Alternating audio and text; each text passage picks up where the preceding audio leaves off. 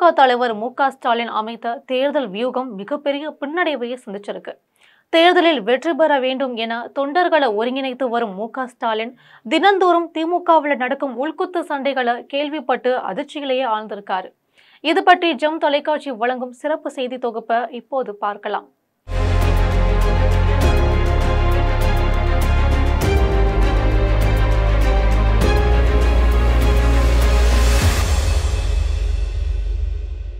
வருகிற 2026ஆம் ஆண்டு சட்டமன்ற தேர்தலில் வெற்றி பெற்று மீண்டும் 7வது முறையாக ஆட்சி அமைக்க வேண்டும் என்பதில் திமுக தலைவர் மு.க.ஸ்டாலின் முனைப்புடன் செயல்பட்டு வராரு.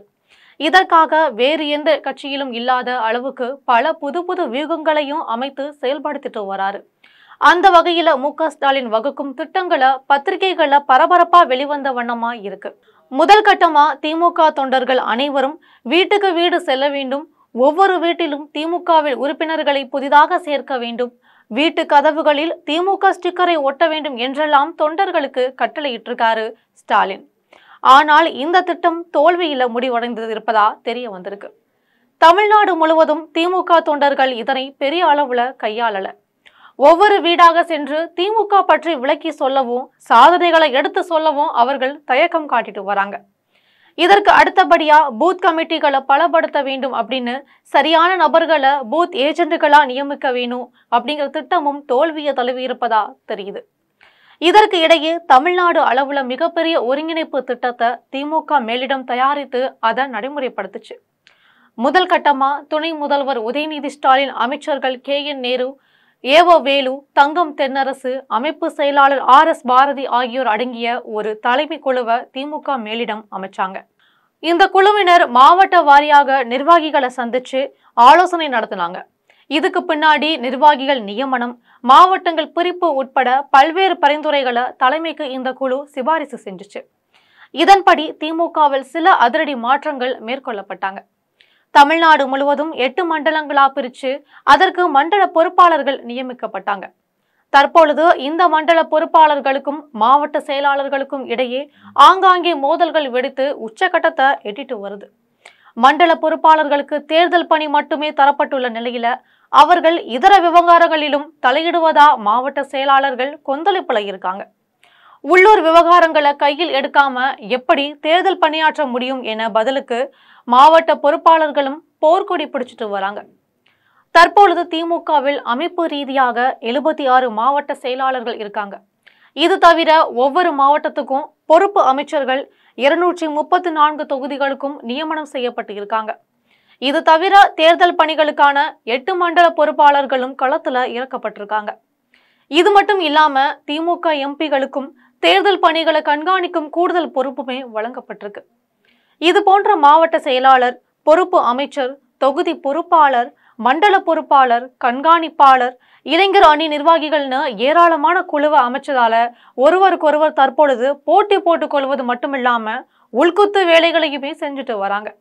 அந்த வகையில மதுரையில அமைச்சர்கள் PDR பழனிவேல் தியாகராஜன், மூர்த்தி மாவட்ட செயலாளர் தளபதி மணிமாறன் ஆகியோரையும் தாண்டி மண்டல பொறுப்பாளரான அமைச்சர் தங்கம் தென்னரசால் ஒன்றும் செய்ய முடியாத நிலை ஏற்பட்டிருக்கு.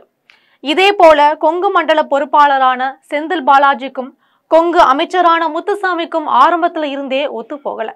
வேலூரில் மண்டல பொறுப்பாளரான அமைச்சர் ஏவ வேலுவின் வருகையை சீனியர் அமைச்சரான துரைமுருகனின் ஆதரவாளர்கள் விரும்பல.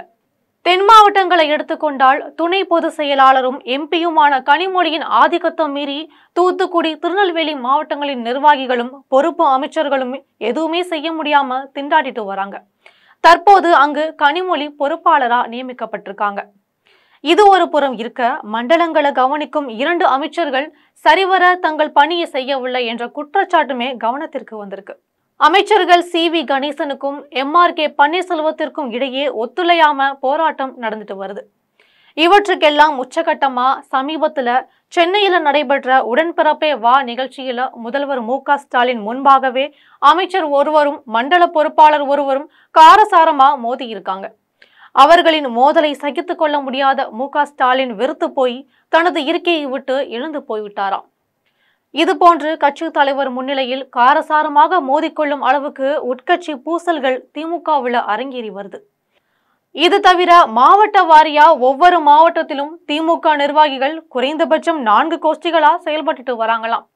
இவர்கள் ஒருவருக்கொருவர் இணக்கம் இல்லாம இருப்பதால தேர்தல் பணிகள் மிகப்பெரிய பாதிப்பை சந்திக்கும் அப்படின்னு திமுக அறிவாலயம் ஆழ்ந்த வருத்தத்துல இருக்காங்க. ஒவ்வொரு மாவட்டத்திலும் நடைபெறும் உள்குத்து சண்டைகள் குறித்து திமுக அறிவாலயத்துக்கு தினந்தோறும் தகவல்கள் வந்தவனமாவே இருக்கு. என்னதான் திமுக மீண்டும் ஆட்சிக்கு வரும் என கருத்து கணிப்புகள் வெளிவந்தாலும் இத்தகைய உள்குத்து வேலைகளால திமுக மிகப்பெரிய பின்னடைவை சந்திக்கும் ஆபத்து ஏற்பட்டு இருக்கு.